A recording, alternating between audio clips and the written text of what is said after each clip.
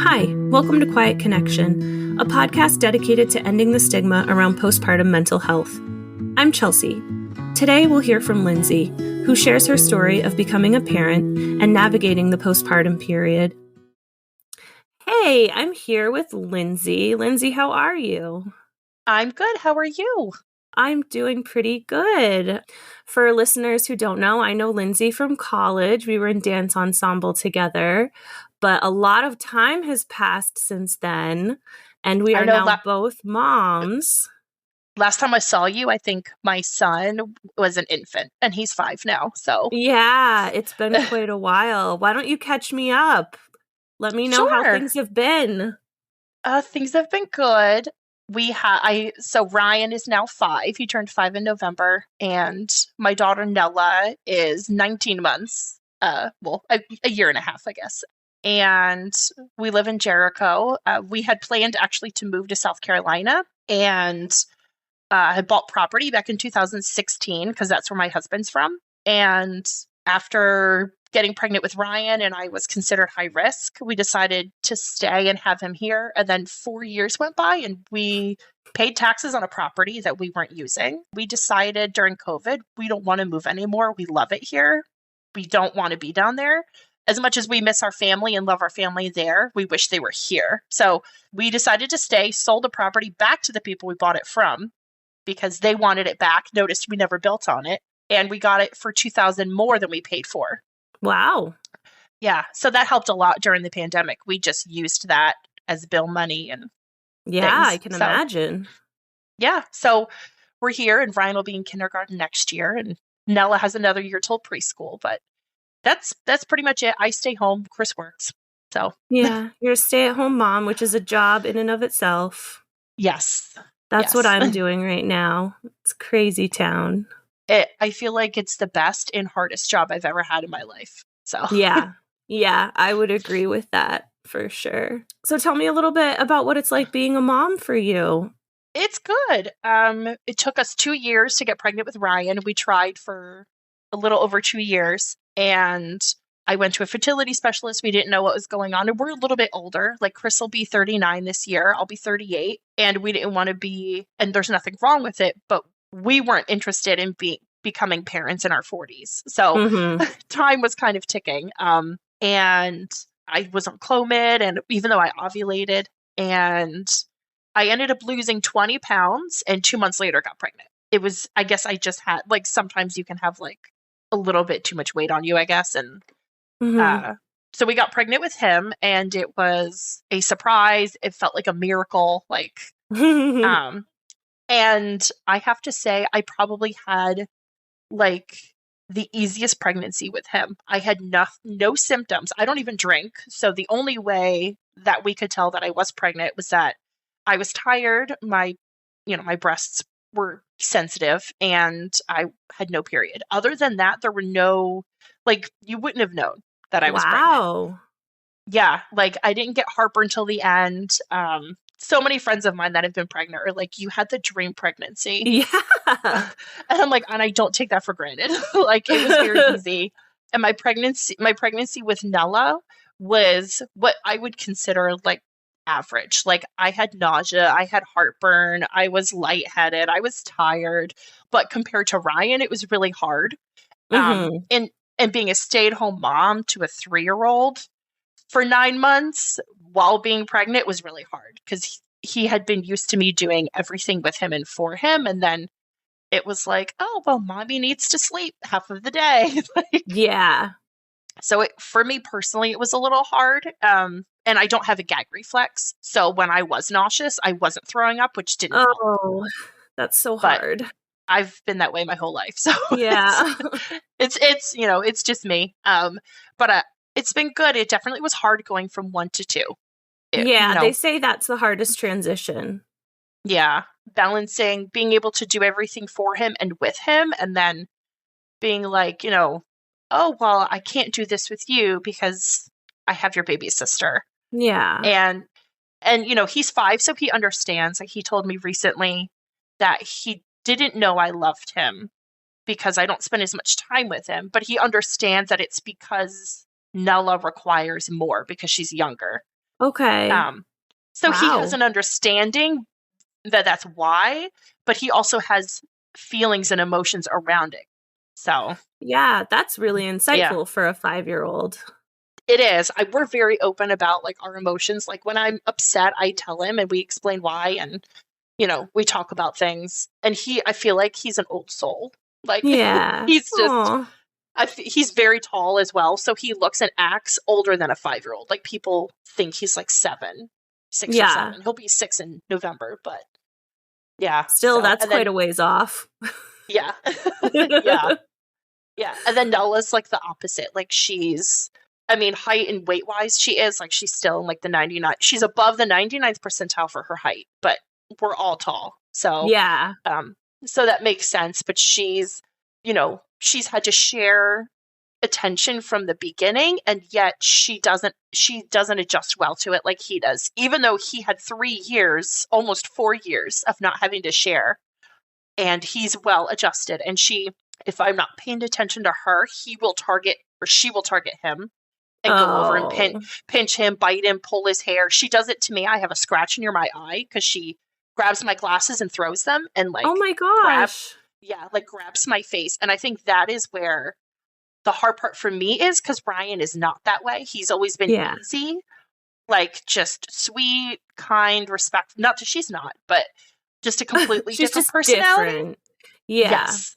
Yeah, I explained we spent this weekend with my sister and my niece because Abby just turned 16 and it was Easter. So we went to the Cape to visit my sister and her. And it's funny because I described fighting with Ryan like fighting with myself, but fighting with Nella like fighting with my sister. Wow. Yeah. That's a really It's interesting comparison to make. Yes, yeah. So I've loved it, but it's also been hard at the same time. And we don't have family in this state. I'm from New Jersey. Chris is from South Carolina. So the closest person is my sister, who lives 3.5 hours away. Mm. So, and all my friends either have kids or work during the week. So, I'm lucky that Ryan is in school, and I have made friends with parents in his school. So, one of the moms, I actually know her from outside of school, but we do like baby exchanges once a month, and I'll take her youngest, which is Nella's age, and like once a month, and she'll take Nella once a month for the day because her middle child is in Ryan's class. That's so nice, though. You give each other a little bit of a break. Yeah. So she's actually taking Nella tomorrow, and then I'm taking her daughter next week for a day. So, nice. That's awesome. Yeah. And then the kids get to spend some time with each other too. Yeah, because her youngest and Nella will go to preschool and elementary school. They'll be in school because they live in Jericho like I do. So they'll be in school with each other their whole lives, or as long as we're here. As long as you stay there. Yeah. Yes. Not having family here is difficult, but we don't mind traveling. We love traveling. So we make it work. Well, it must be hard to not have that constant sort of support system, though. Like you guys have to rely on yourselves for a lot. Yeah. It's funny because I'm very independent. I don't take help well. So, and when I first had Ryan, like people were like, oh, like let's, let me come up and stay and give me the baby and do this. I'm like, but I need to know how to do this on my own, because when you leave, I will not have this anymore. So, yes, hold the baby so I can shower. Yes, hold the baby so I can go to the bathroom, but I need to learn how to make my lunches. So how to navigate life by myself, because Chris works and I stay home. And then with Nella, it was even more so, because I was dropping Ryan off at school, picking him up, planning her nap schedules around his school schedule. And so I had her on Tuesday, August 24th. It was a planned C-section. So I came home Friday. He started preschool Monday and started gymnastics Thursday. Oh my gosh. Yeah. So it was like my mom had stayed. So my mother-in-law, my father and my mom were here when we had her, because it was a planned C-section, so we knew ahead of time. But then my dad and my mother-in-law left Sunday, and my mom stayed another week and flew home. So she kept Nella, so Chris and I could go to school together with him, could go to gymnastics, because I wasn't allowed to drive. And then week 2, it was like Chris went back to work, and it was like, okay, well, I'm not taking narcotics during the day. I'm driving. And then it was just... Yeah. So I think at that point it was that and like appointments. Like I have kidney stones, I have ankle problems, I had my gallbladder removed in November. So like not having someone to take them during appointments is probably the hardest thing because Yeah. you can't bring them to half No. of these. No, I mean, and I'm Yeah. just thinking to myself, like, I have a dentist appointment. I'm like, I can't bring Avi to a dentist appointment, let alone Yeah. thinking about like a gallbladder removal or like Right. things like that. Like, it's a little more intense. You definitely can't bring the baby to that. No, we were lucky that my sister was able to be here. So my mother-in-law was here for the surgery because she had come up to visit. So she was able to keep Nella and Ryan when I went in for the surgery, and then my sister came after and provided like support. But Chris couldn't take all that time off. I had anywhere from 2 to 6 weeks where I wasn't allowed to lift Nella, and that was Mm. really hard. Like I wasn't allowed to lift anything bigger than 10 pounds. So Oh my gosh, um yeah. yeah, so I had to like, and I wasn't allowed to drive. I had to find people to like help me. And that was hard because it can't be like, oh, mom, why don't you come over and Mm-hmm. hang out with the kids? So I literally hibernated in my room because out of sight, out of mind. And Ryan was easy because he's older, he has an understanding. So he could like come into my room and snuggle and watch a movie. But if I came downstairs to get something to eat and Nella saw me and I couldn't pick her up, she just lost it. So Yeah. Yeah, she so didn't I, have that yeah, understanding. no. But then when I started feeling better, I would come downstairs and I would sit on the floor with her and like, so she could at least sit on my lap. But she likes to hit when she's angry and she would smack where my incision was. And it's like, whoa, okay, we can't do Mm. that. Yeah. But Ow. Well, that's okay. part of that kind of transitions into one of my next questions is like, what were your birthing experiences like for both of your kids? You said that you did have family stay for a little Mhm. while, but what was that process like for you? So Ryan was a week and a half late. It's like I was so uncomfortable. He was huge. And like every week, you go in for your appointments. And even my nurse was like, you should go into the ER because I didn't pass I passed my stress test. So like at the end, and I was like, oh, like if I had like one more thing wrong, they could have induced me at like 37 weeks. Mm. But I went to like 41 and a half. And he never came on his own. Most of the women on my mother's side didn't. My sister was the only one who gave birth well, not naturally, but vaginally to my niece on her due date, which was her birthday. Wow. Yeah, insane. So they're like 23 years and like 15 minutes apart, like to the Oh minute. my It's insane. Yeah, gosh. yeah, it's insane. So with Ryan, I went in to be induced, and my mother-in-law had come up, and luckily she's a massage therapist. So, and I love her. Like if I could choose a mother-in-law, I would have chosen her anyway because she's just absolutely wonderful. So she came up for like 2 weeks because we weren't sure when I was gonna go. Hmm.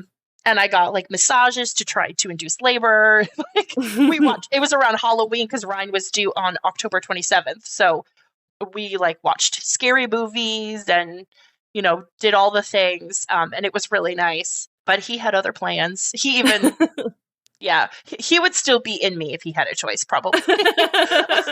But I went in to be induced. Well, so I was scheduled to be induced on Monday the 6th. Sunday, they call me and they're like, hey, we don't have anybody here on the labor delivery floor. It's pretty dead. And we have like 3 other inductions tomorrow if you want to come in a day early. I'm like, give me time to finish my bagel and shower and I will be there.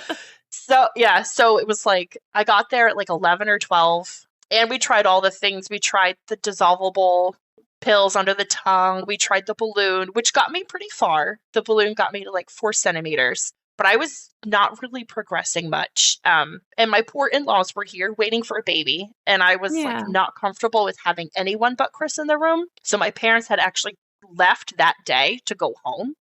And my dad was like, oh, should we stay? I'm like, no. Like, you don't like hospitals, and mom gets stressed in high stressful situations, and I would want her here anyway. So like you go, they were coming back for Thanksgiving like 2 weeks later. So I'm like, you go home and I'll see you in 2 weeks and we will have a baby by then. But my in-laws were here. So it was like 6 o'clock at night. And I remember getting in the tub just because it was comfortable. And I told Chris, I'm like, your parents have been waiting in the waiting room for like 4 hours. Take them out to dinner. Go to Church Street, have some Ken's Pizza. I'm like, literally, I'm fine. I have nurses, I have doctors. Like, I haven't even progressed past the 4 centimeters yet. But an interesting fact is I have spina bifida. So I'm missing the 4 lower vertebrae. Okay. In my back, and I can't have anything in my spine. So I could not have an epidural and I cannot have a spinal. Oh my gosh. So I had the intravenous or venous pain medication, and it takes away like about 20% of the pain. But I was like, I hadn't even really progressed by that evening. And then it was like, I think it was like in the middle of the night. I don't even know what time it was. Like, I ate food. We watched, like, Chris brought his laptop. We played Yahtzee. We played Mancala. We watched Simpsons. Like, we were you had a little date day in the delivery room. We did. And other people were having babies, and I'm over here like barely having contractions. And they ended up giving me Pitocin like right before I went into the tub, and it took a while, but once it kicked in, it like kicked in. And it got to the point where I was like, I can't do this anymore. And, you know, all the fun stuff. I do remember, so my water did break, and backtrack a little. I have kidney stones, which was why I was high risk. That in my spina bifida, but it never affected me. So I wasn't high risk with Nella. And because of my kidney issues, I have to actually bear down like I'm in labor every time I have to empty my bladder. So I was peeing during labor, but wasn't far along, like enough that I had to push. So every time I'd go to the bathroom, I would bleed because my uterus was like, we don't like this. Yeah. Too much. So when my water broke, I was just sitting up to switch like a position. I had like a minor contraction. So we were just changing positions, and Chris pulled me up, and I stood up over his feet, and my water broke on his feet. Oh yeah. And my belly was huge. And so I didn't see it. I just heard it. And the nurse like laid me back down being like, it's okay. Everything's okay. Your baby's fine. And I didn't see anything. So I'm like, what? Like, what's happening? I'm confused. So then they check me. They make sure all the water broke. And when I stood back up for them to change sheets, I realized there was a lot of blood in my water. Oh, okay. Which they probably thought I saw it and were reassuring me everything was fine, but I didn't even see it. So yeah. But then we ended up, the Pitocin got me to 6 centimeters, and I sat at 6 centimeters for 8 hours without progression. Oh. And yeah, it was frustrating. So I asked them for a C-section, very well knowing I have to be put to sleep because I can't have because you anything can't in my have spine. a spinal. Yeah, it was great and stressful at the same time because I'm asleep. Chris cannot be in there, so I'm going in solo. Yeah, and he has to essentially wait. So I was asking for C-section because I'm like, I can't do this. I'm in so much pain. Like, I can't even get more relief than what I'm getting now. I don't think this is going to work. His heart rate had started to drop slightly, but because I have to be put to sleep, it takes a little bit longer to get preparations going. So they had already talked about doing a C-section anyway. And my mom had C-sections with all 3 of us. Like, my grandmother never went into labor on her own. My great-grandmother never went into labor on her own. So it was inevitable that this was going to be the thing. But I think the stressful part, it wasn't even going back, because it was like I went back. I was contracting, so they let me lay on my side until the last possible like second, and then they had to do like the IV and the mask, and then I was asleep. So that part was kind of hard because I had to like lay there on my back contracting, and I had back labor because when I went in Friday to my appointment, Ryan was facing the correct way. By Monday, when I had him, he had turned his head, so he was facing the wrong way. He was still head down, but he was facing the wrong way. So because there's not enough, like if there's an emergency, Chris isn't back there, I'm asleep, can't give permission. So they had me give written permission to everything before they took me back. And that was really hard because it was like if something's happening to the baby, what do you want me to do? And I'm like, oh, terminate me, save baby. Right. And Chris, right. And, you know, Chris says he didn't do this, but he totally did. He was crying because, like, his wife is sitting here being like, you know, if something were to happen, take care of the baby first, leave me second. And he had no say. because there wouldn't be time. Right. Luckily, that didn't have to happen. Everything went smoothly. But I guess because I read up on it when I had Nella, and when you go under anesthesia like that, it takes like very short period of time till it hits the baby, and then the baby goes to sleep, and you don't want that. Okay. Something like that. So from the time Chris said, from the time they wheeled me back until the time they brought out Ryan, it was only 18 minutes because they have to it has to be quick. But I was asleep for an hour after that. So, and apparently he never dropped because his head was so big. So that's why I didn't have any internal pressure to get me past that. He wasn't gonna come out. No. He was 10 pounds, 9.8 ounces, 22 inches long. So, oh my goodness. Yeah. So I wouldn't have been able to deliver him vaginally even if I wanted to, which I got to experience labor. I got to know how painful it is. I was good with the outcome. Yeah. So even though I didn't get to see him, Chris got to do skin to skin for an hour. Oh, good. Which was really nice for him. And then I was in the hospital for 4 days, and the recovery was pretty good. You know, they cut through quite a bit when you have a C-section, but I didn't have a lot of, and I think because it was just he and I, and Chris worked, and I didn't have to get up and do anything. I had a lot of downtime to recover. Yeah. I just let Ryan sleep on me all day so, when he was a baby. But yeah, and I think the hardest part about this stay was that Chris did try to work one day, and my sister stayed with me in the hospital, and that was harder on Chris than me because I'm like, I have doctors, I have nurses, I'm fine. And that was hard on him because he had to leave, and he's like, I will never do that again. But it was interesting because my milk had come in when I was pregnant, and like to the point where I was like leaking. And then after I had him, he lost 12% of his body weight because I wasn't producing enough. Nursing. Yeah. So of course they come in the middle of the night. It's like a day and a half postpartum. And they're like, oh, sorry, you're not making enough. He's like starving, which is why he's trying to eat every 20 minutes. Or do you want to do formula, or do you want to do like donated breast milk? And I mean, they didn't say it that way, but right. That's how I took it.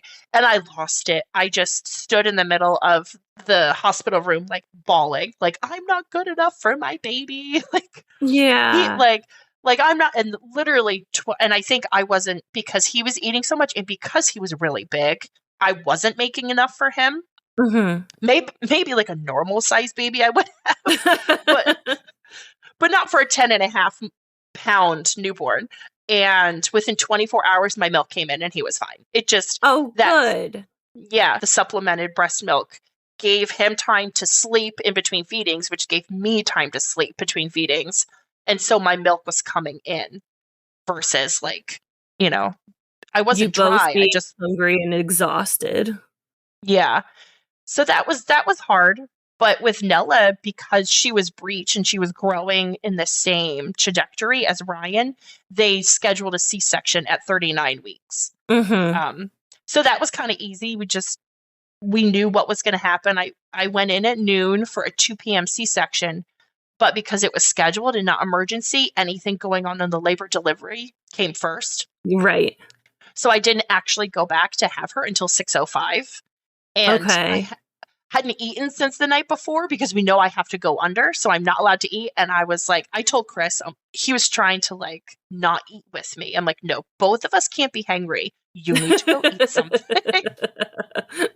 like it's fine. Like if eat in the cafeteria and come back, like that is fine. But I was actually contracting when I went in for my delivery with Nella because I didn't know what was happening. I'd been having Braxton Hicks but I'd never experienced them with Ryan because I never went into labor on my own. So they were it was weird. And then when I went into have her and they hooked me up, they're like, oh yeah, you're having contractions. But because she was breech and because she was a week early and she was 9 pounds, 12 ounces. Oh my goodness. Her head was just as big. She was just as long. So it wouldn't have happened anyway. I would have ended up with a C-section even if I tried to deliver vaginally with her. And I feel like even though I had Ryan at home, I feel like the recovery process was easier maybe because I had already done it before. With Nella, it was easier? Yeah. Yeah. Yeah. But because it was the pandemic, I could only have 2 visitors at a time. And my parents and my mother-in-law were here. But I also have Ryan, who wants to come meet his little sister. So I had her on Tuesday. And then I made sure that he was the first one to see her. So Chris brought him to come meet her the next day. And he wouldn't let me hold her. He only let me hold her to feed her while he was there.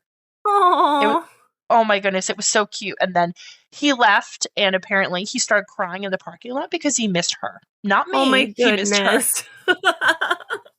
So they came back inside for another 20 minutes. But because we had Ryan at home and he had been his behavior had kind of declined, A, being a 3-year-old, and B, with all these huge changes. I mean, it was, it's understandable. But I didn't want him to treat my parents and my mother-in-law the way he was treating us. So Chris actually only spent the night in the hospital the night I had her. And then he would come and visit during the day, but stay at home at night because Ryan needed him. What was that like for you? It was kind of nice. I'm not gonna lie. Because she slept really well in the nursery. So we noticed if she was in the room with me, like Ryan, she would just constantly eat because she could smell me. Because my milk came in and she wasn't as big as he was. So I was making enough for her. So we realized that, and they were like, you need to sleep. So they would bring her to the nursery, and every hour and a half to 2 hours, they'd bring her in to eat and then bring her back. And I could just sleep and not have someone snoring in the corner, not be awake nursing and looking at them and being envious. I never would have thought about it that way. Yep. I was able to watch what I wanted and I don't know. It was different. I don't know. Yeah. I don't know why. It was very nice.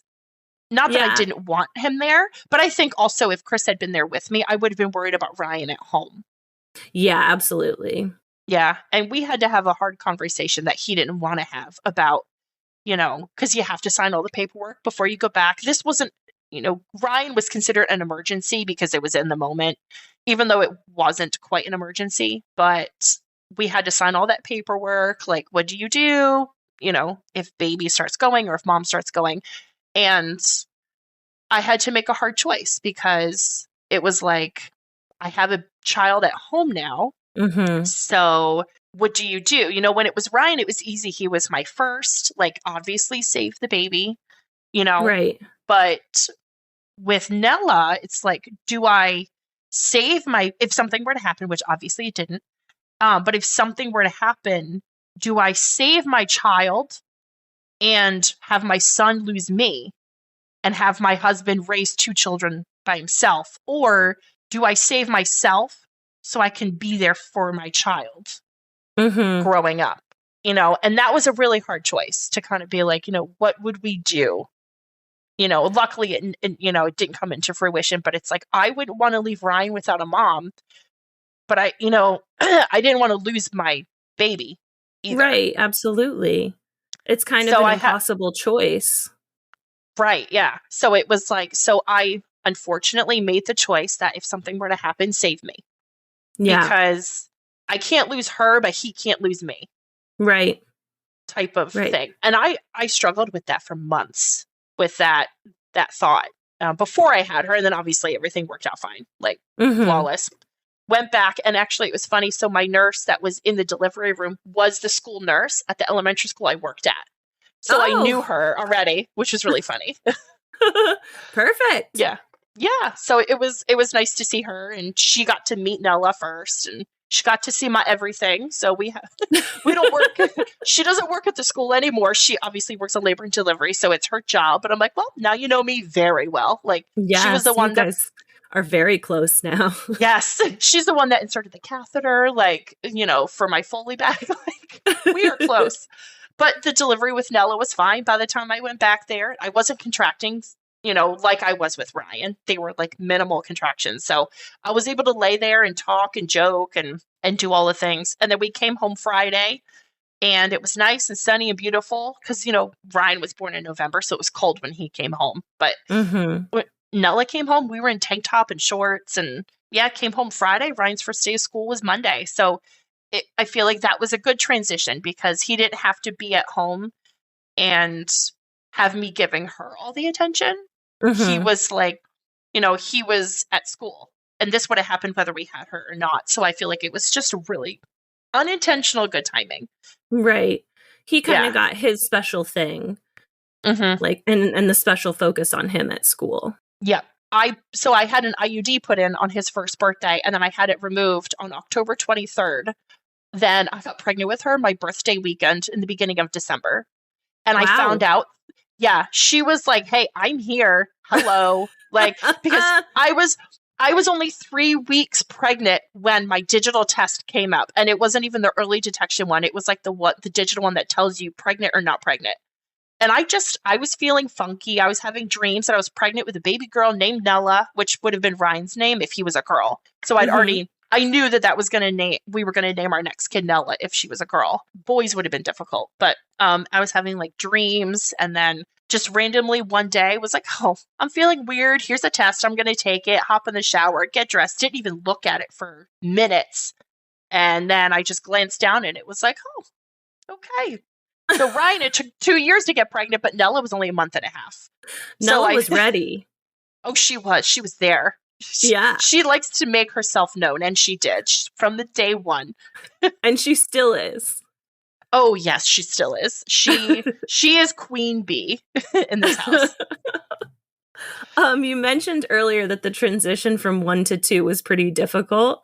What was that like? Like, give me an example of what some of those difficulties were. So Ryan took a while to potty train. So I would be like sitting down in the recliner nursing Nella, and all of a sudden he's like, oh, Mom, I have to poop. And so it's like, I have one baby, one baby that I'm nursing on like my breast. And the other one is like, oh, I have a poopy butt. You got to come wipe me.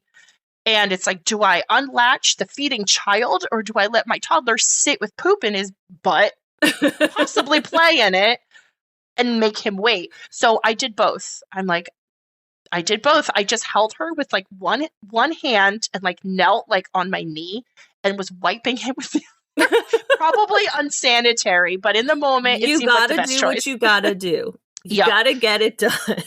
Yep. And then I think, him going through a lot of changes, him being in a typical toddler age where they're defiant, they're pushing back, and me still being hormonal after having her, it was really hard. And Chris he was working for my dad at the time, who lives in New Jersey. So he was leaving to go to New Jersey like a week or 2 at a time. Wow. To work for my dad. And I was home with Nella and Ryan, which at first was really difficult. But then I just kind of got into the groove, and I was like in my groove, and then he'd come home and interrupt my groove. Not that I don't want him home, but you get into a routine, and I'd be good with my routine, and then boom, here comes this other person. I'm like, okay, routine's done. Wait a second, this isn't how we do it. Yeah. Let me tell you how we do it when you're not here. Yeah. And then I think I felt guilty because I had, I gave him all this one-on-one time. He napped on me till he was like 10 months old. And that was way too long. I literally would not go to the bathroom all day because I didn't want to interrupt him napping, like sleeping on me. Gosh. So yeah, it was hard. And I had a hard time listening to him cry. I still do, even though he's 5. And when he cries, it's usually like, something that's silly. Like, you didn't give me the right cup, But I think she was an easy napper. She actually slept better not on me. But I also felt guilty, like putting her in the swing and like sitting down and eating. I'm like, no, she's my baby. I should hold her. But at the same time, when it was just Ryan, it was just Chris and Ryan and I. Ryan didn't make a mess. It was just Chris's and my mess. Like, he could come home from work and clean up, and I didn't have to worry about it. Whereas with her, it was like, no, this place is a disaster. Like, and I felt like I had to like be on top of everything. Like, I felt like I had to clean and keep up with dishes. And so I think that was hard because I felt like I slighted her a little bit because I had prioritized, not that it wasn't prioritizing her. I mean, she sleeps great because she knows how to sleep on her own, but I just felt bad because it wasn't I didn't do the same for her as I did for him. But It they was were a different different situations. experience. Right. And they're two Yeah. different kids. I noticed that with my kids. I mean, I have a huge age gap between my kiddos. My oldest is 7 and my youngest is 9 months. But they are nothing alike at all. And so I do things very differently. But you do think about that. You're like, oh, I don't, when Lily was little, I don't remember doing this. And when Lily was little, I remember doing this, and I'm not doing this with Avery. And like, you're second guessing yourself. Like, am I a slacker mom? Am I not giving her the same opportunities that I gave her older sister? Like, I'm not sure if those were some of the things that were going through your head, but they're different kids and they have different needs. Oh, yeah. I mean, and it was funny because I tried to do some of the things with her that I did with him, but she's a different person and she didn't like them. So, like, I had started doing kinder music with him starting at 4 months old, and he loved it. And we did it up until the pandemic, the summer before he started going to school. And I was pregnant with Nella. And I was having a hard time doing the music things with him because it was also dancing and all these things. So physically moving was hard. And also because it was pandemic, we were doing it at home and he was distracted. So but he loved it. He did it for 3 years. Whereas with her, it was interesting because she likes the dancing part, but she didn't like the singing part. And she would scream during all the singing parts. I have heard. I have started attending kinder music, and we talked about how I said, yeah, I found out about you through my friend Lindsey. And I said, I heard Nella wasn't as big of a fan. And she's like, oh, yeah, Nella was a screamer. Oh, yeah. So I'm hoping to reintroduce it after the summer because she'll be a little bit older. She'll be in the toddler class and maybe she'll enjoy it more. But she doesn't even like people singing happy birthday. Like when we sang happy birthday to her on her birthday, she had a meltdown and I had to take her out of the room, calm her down and come back in. And when she did her smash cake, no one was allowed to like clap and say yay because she would stop and start screaming again. Oh my goodness. Yeah, so they're very different people. She might be more of the dancer and he might be more of the musician. Like so even though I feel bad that I didn't do that with her and I had to take her out of it, she also didn't enjoy it. So I have to look at it that way. Right. So did you have any struggles at all with your mental health with either of your kids? Did you notice? So I went and Ryan is interesting because he was our first. It took like 2 years to get pregnant. So I don't know if it was just, and the hard part is there's like a fine line between normal hormone influxes and then consider like having like mental health difficulties. And with Brian, I was paranoid all the time. I still am. And I never talked to anyone about it. I just thought, oh, it's like a new mom thing. Like I have like unrealistic fears. Like intrusive thoughts. Yeah, I would literally stay up all night and I would come downstairs in the middle of the night and make sure all the doors were locked, all the windows were locked, like all the blinds were shut, make sure no one could come in our house because someone was going to come in. They were going to off me and Chris and they were going to off Ryan. And like, that was my thought. But I never said anything about it. And then as he got older, it became less about like people intruding and more like, he's going to fall and crack his head open and bleed out in front of me. Like, I don't even take him on bike rides and he's 5 because I still have these thoughts with him. And now that Nella is a toddler and she's starting to walk, I have the same thing. I don't let her walk on pavements. Like my children are going to be the worst at sports because I have this fear of blood. I vomit. I mean, not to be gross, but like I get physically ill if I see blood. And Ryan busted a lip about a couple Christmases ago, the Christmas that we found out we were pregnant with Nella. And luckily my sister-in-law was here visiting because she and Chris took care of Ryan and I stayed outside in the fresh air so I wouldn't pass out. Like, it was bad. So I never really said anything when I had Ryan because it was more of the anxiety. It was the intrusive thoughts that something was to harm him.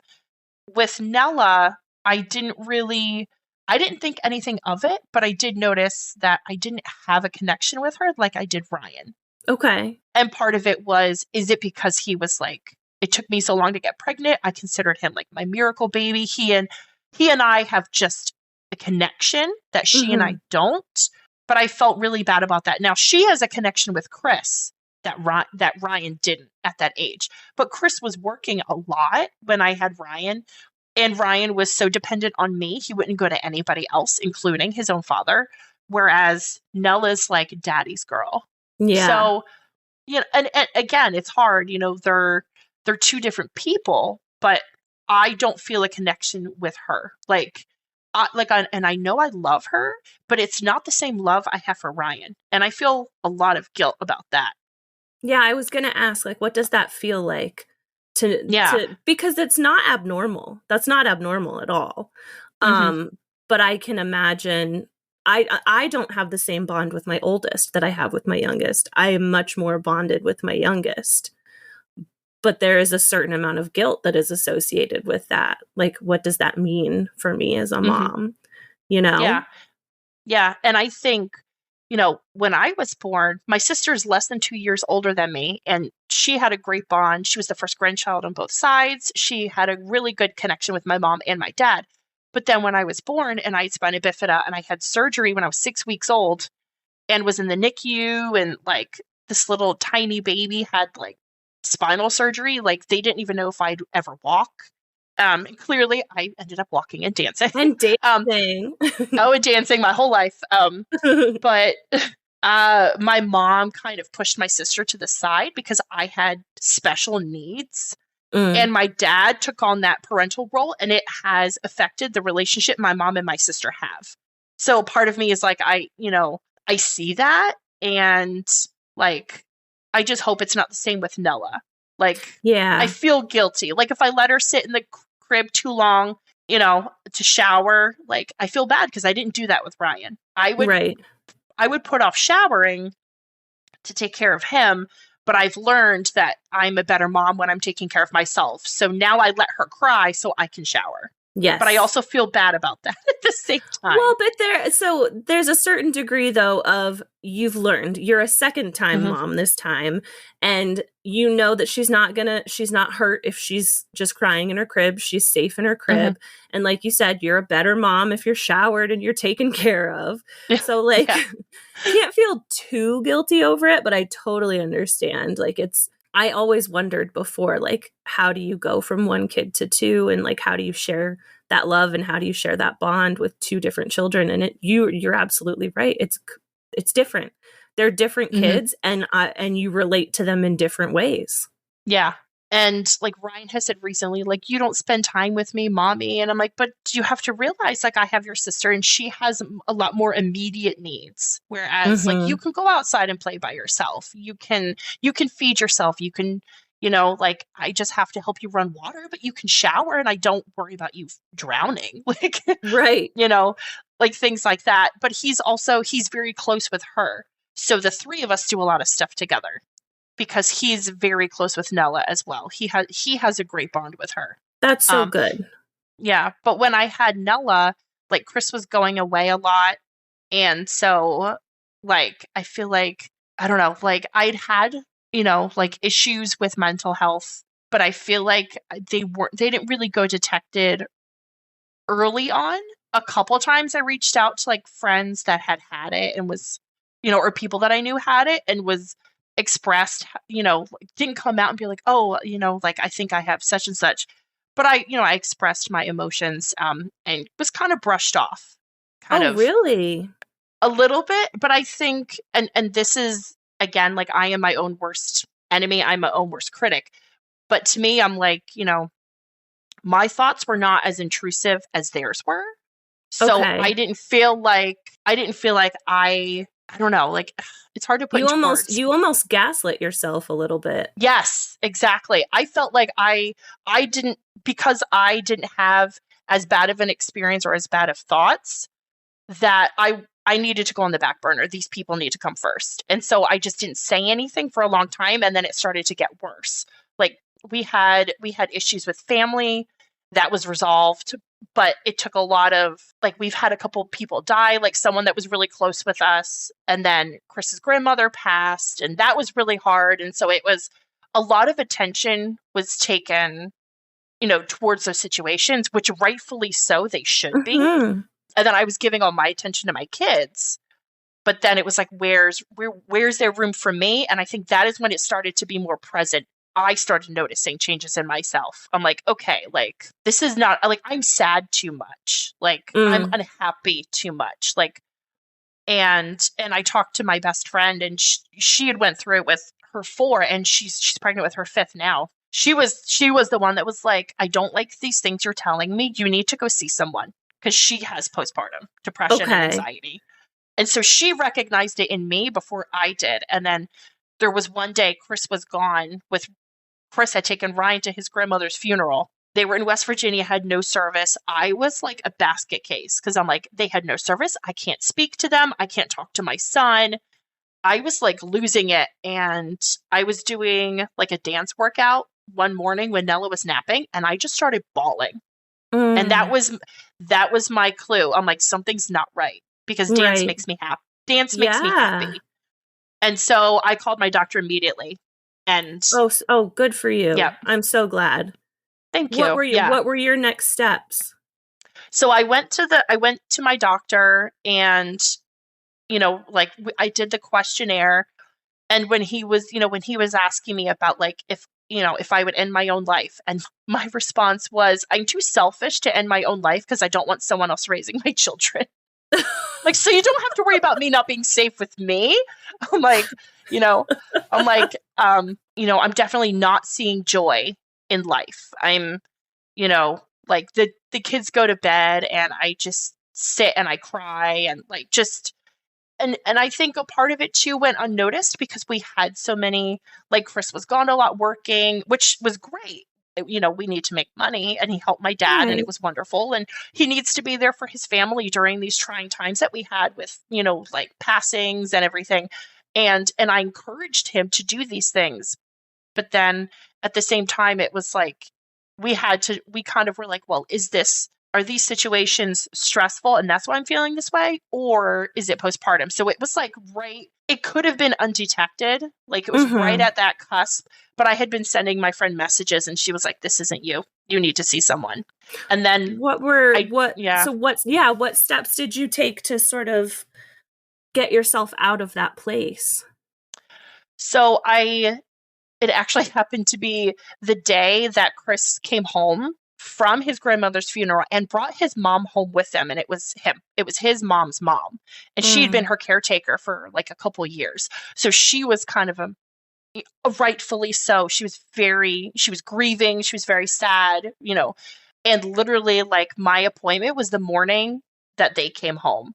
And so I had talked to the doctor about those situations, and I ended up going on medication, and he recommended therapy, but I never ended up following through with it, because I couldn't find care for my kids to go to therapy, and I couldn't guarantee that, and Chris wasn't working at the time. He would leave to go work with my dad, but like, I can't guarantee I can find a space in my house that I can be true about what I'm saying. Right. And so and we were doing a lot of traveling, because again, our family lives out of state. So I ended up just taking the medication, started doing more self-care, being more honest with Chris. That was something that I had to do. He and I we had a really tough conversation, and he's like, he was like, instead of you telling your best friend and then having her tell me, I want you to tell me directly, and I think as human beings, we can get defensive when someone puts us down. So some of it's really hard to say when he's making me mad or when he's making me upset. Right. And then I have to tell him, and then maybe his initial reaction isn't one that I was hoping for, but he always comes around and we talk about it. So that has really helped with being more open and trying to find more outlets, and just understanding that, I'm not alone in this. And I have other people I can talk to. But it was hard, I think, with justifying, like, my diagnosis, because I was right on that cusp. I was like borderline that you could say it was hormones or stress, but you could also say, It's postpartum It's depression. And I postpartum wonder if depression. I wonder if I had postpartum anxiety with Ryan, and it has stayed, but it went Yeah. undiagnosed because it Yeah. was, it wasn't like super severe. And so there's a part of me that's like, do I deserve to tell my story because it wasn't one that was traumatic? But at the same time, other people may have the same situations and be like, Absolutely. maybe, maybe I do. My family has a history of depression, so it's like, I could fall within that bubble, I guess. But Yeah. Well, no, of course. Well, every story is important. And just because your Mhm. story is a little bit different than somebody else's story, I'm still sort of getting the impression that you're almost like you're still sort of gaslighting yourself a little bit. Like you're down, like you're like, well, it could be hormones or it could be stress. And those things are valid reasons to seek help as well. Like, so no, your story is important. And I know that it will resonate with someone.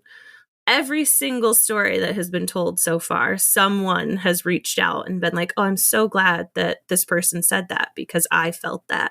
So your story will reach someone. So looking back on your whole experience and knowing what you know now, and maybe thinking that some of this could have been postpartum anxiety that's lingered, where do you feel like you're at now? Do you feel solid, or do you still feel like you still have some learning to do for your mental health?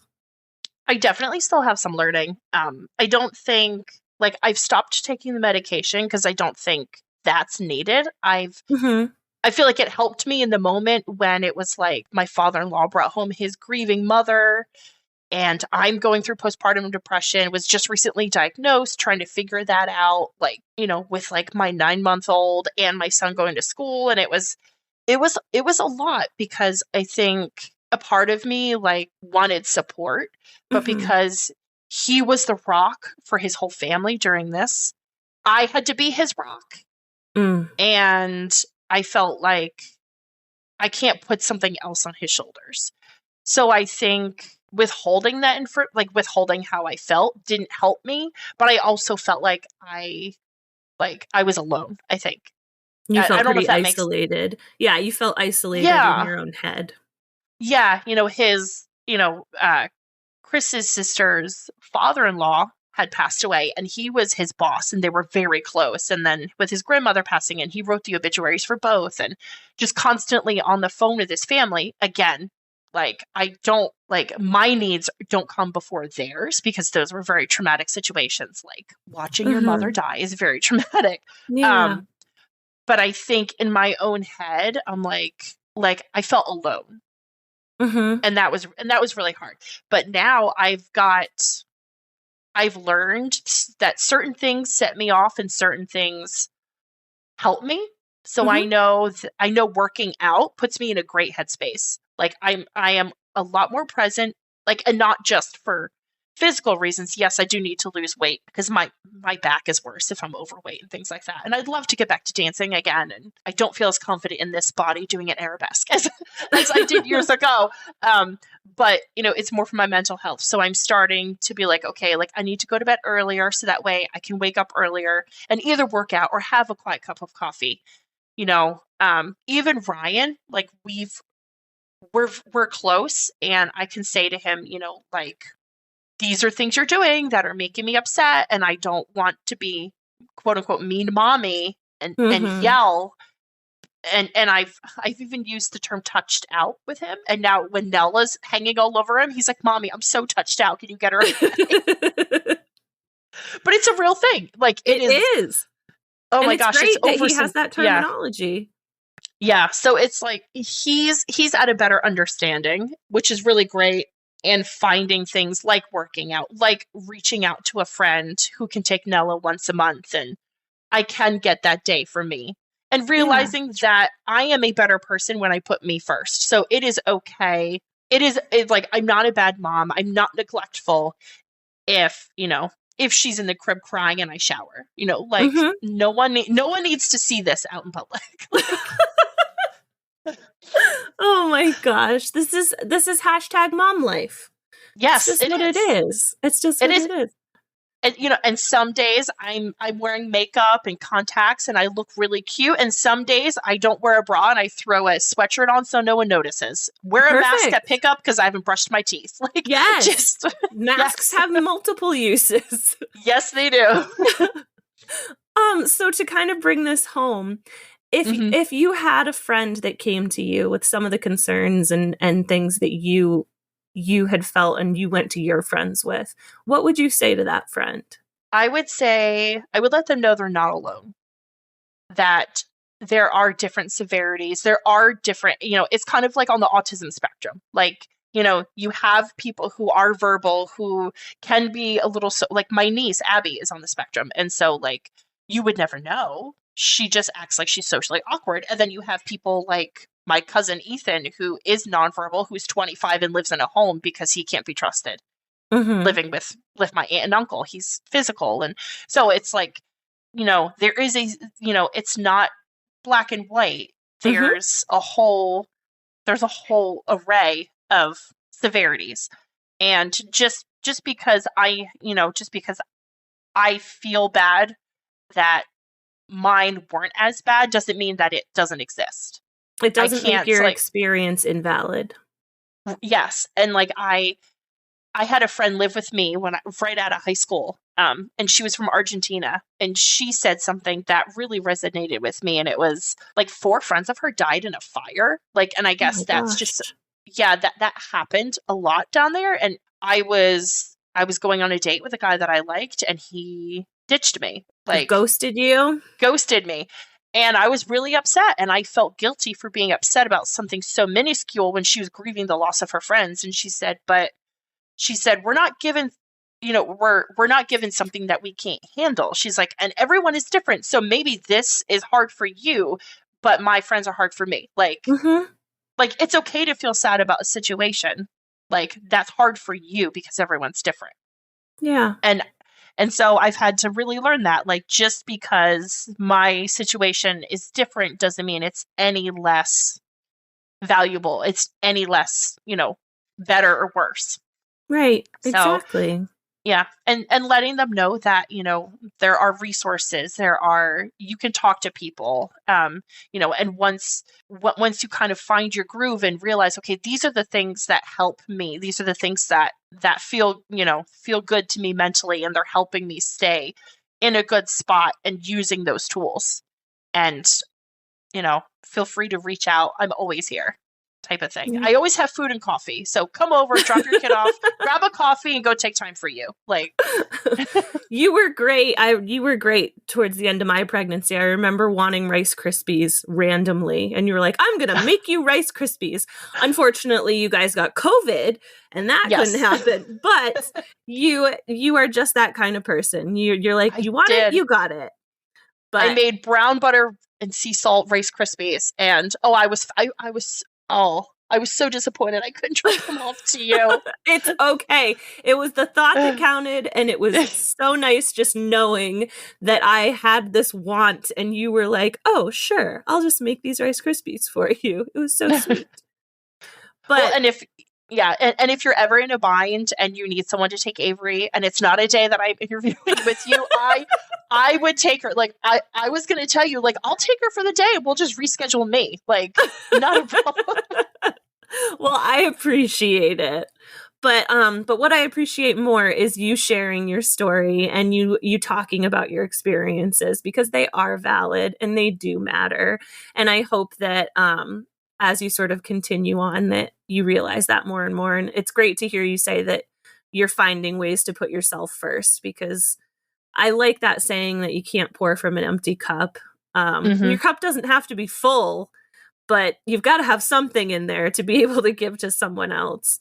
So yeah, I just appreciate you taking the time and thanks, Linz. Thank you. Yeah. And I heard this before too, that if in the moment 20% is your 100, that is 100. Yep. So, and that if that's all you have, then that's all you have, and that's your 100%. Yep. Exactly. I like it. Thank you again to Lindsey for joining us on the podcast today and for sharing her story with us. If you want to follow along with us on Quiet Connection, you can find us on Facebook, Instagram, and TikTok at Quiet Connection or at Quiet Connection Podcast. You can find us on all your major podcast platforms like Spotify, iHeartRadio, Google Podcasts, Amazon, iTunes, and more. Join us next time where another story is told and you realize you are not alone. I see you.